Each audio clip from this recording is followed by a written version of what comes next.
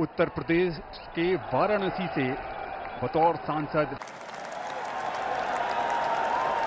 मैं नरेंद्र दामोदर दास मोदी ईश्वर की शपथ लेता हूं कि अस्सलामुअलैकुम रहमतुल्लाहि व बरकातुहू। बिस्मिल्लाहिर्रहमानिर्रहीम। इय्याका नअबुदु व इय्याका नस्तईन। हम तेरी इबादत करते हैं और तुझी से मदद चाहते हैं।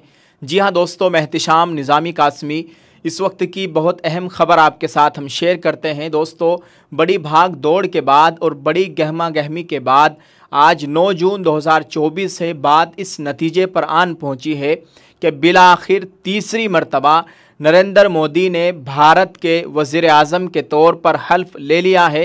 स्क्रीन पर आप ये मंज़र देख सकते हैं। तीसरी मरतबा नरेंद्र मोदी भारत के प्रधानमंत्री बन गए हैं। अल्लाह ताला इन्हें सही समझकर काम करने की तौफीक अता फरमाए। स्क्रीन पर आप ये मंज़र देख सकते हैं। काफ़ी लोगों का रश है और दीगर ममालिक से भी मेहमान यहाँ पर आए हुए हैं।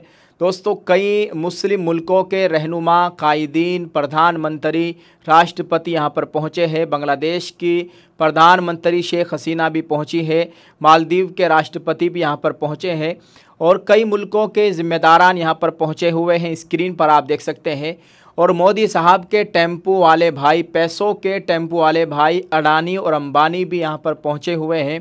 वज़ीर आज़म के साथ 63 वज़ीरों ने हल्फ उठाया है। बाद में इन हजरात को इनकी ज़िम्मेदारी सौंपी जाएगी, जिनमें अमित शाह भी है, राजनाथ सिंह भी है, नितिन गडकरी है, जेपी नड्डा है, शिवराज सिंह चौहान है और भी कई लोग यहाँ पर मौजूद है। मनोहर लाल खट्टर ने भी हल्फ उठाया है और इन सबको बाद में इनकी ज़िम्मेदारी सौंप दी जाएगी। दोस्तों, आपको बताते चले यहाँ पर फिल्मी एक्टर शाहरुख खान भी पहुँचे हुए हैं। ज़रा आप इस मंज़र को देखिए जिस वक्त नरेंद्र मोदी ने भारत के वज़ीर आज़म के तौर पर हल्फ लिया है। ज़रा स्क्रीन पर आप देखिए।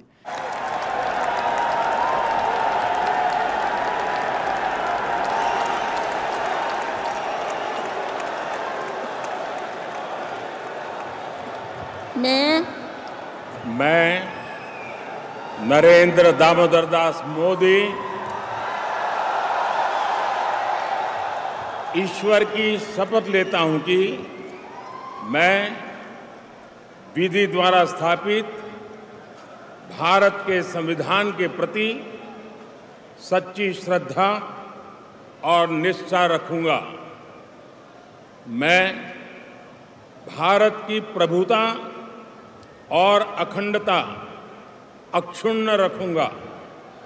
मैं संघ के प्रधानमंत्री के रूप में अपने कर्तव्यों का श्रद्धापूर्वक और शुद्ध अंतःकरण से निर्वहन करूंगा तथा मैं भय या पक्षपात, अनुराग या द्वेष के बिना सभी प्रकार के लोगों के प्रति संविधान और विधि के अनुसार न्याय करूंगा।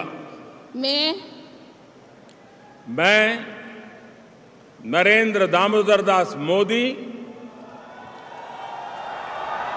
ईश्वर की शपथ लेता हूं कि जो विषय संघ के प्रधानमंत्री के रूप में मेरे विचार के लिए लाया जाएगा अथवा मुझे ज्ञात होगा, उसे किसी व्यक्ति या व्यक्तियों को तब के सिवाय जबकि प्रधानमंत्री के रूप में अपने कर्तव्यों के सम्यक निर्वहन के लिए ऐसा करना अपेक्षित हो, मैं प्रत्यक्ष अथवा अप्रत्यक्ष रूप से संसूचित या प्रकट नहीं करूंगा।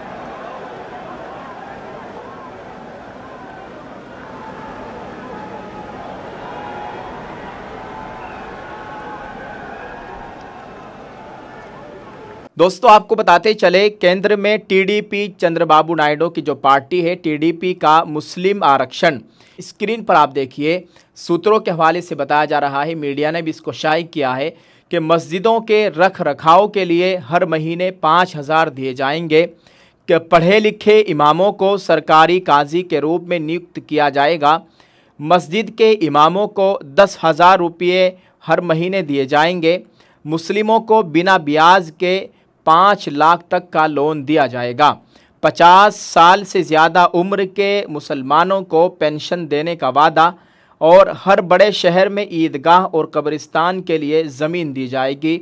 हज पर जाने वाले मुस्लिमों को 1 लाख रुपये की मदद देने का वादा टीडीपी की जानिब से किया गया था। स्क्रीन पर आप देख सकते हैं, ये जो हमने आपके साथ शेयर किए हैं ये टीडीपी के घोषणा पत्र में मुस्लिम समाज के लिए वादे हैं जो हमने आपको बताए हैं। दोस्तों आपसे गुजारिश है कि आप दुआ फरमाए, अल्लाह ताला इस हुकूमत को सही समझकर काम करने की तौफीक अता फरमाए। अल्लाह ताला इस हुकूमत के ज़रिए हमारे मुल्क में अमन व अमान का माहौल कायम फरमाए। अल्लाह ताला हर खैर अता फरमाए, हर शर से हम सब की और मुल्क के तमाम बाशिंदों की मुकम्मल हिफाजत फरमाए।